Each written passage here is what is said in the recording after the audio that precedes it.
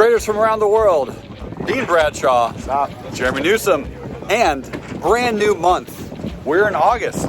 We have Josh Goulet, we have Danny right here. We got Josh, and we have Alex, and we have Celine. So we are here to bring you your challenge for August. August is volunteer month, right? That's right.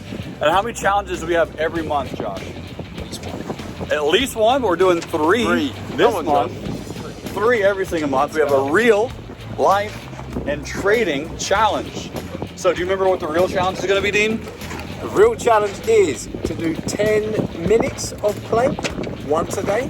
Yes, every single day for the month of August. 10 minutes. We got this. Can you do that, Josh? Not in one go. Not in one go at all. No, not at all. Probably gonna take me 3 or 4. It's going to take us some time. Neither can I. It's going to be our... Oh, you can't do it either? Nope. Look how big. We will, though. We're going to get it. It's going to happen. So 10 minutes of planks every single day and 100 calf raises every single day for the month of August.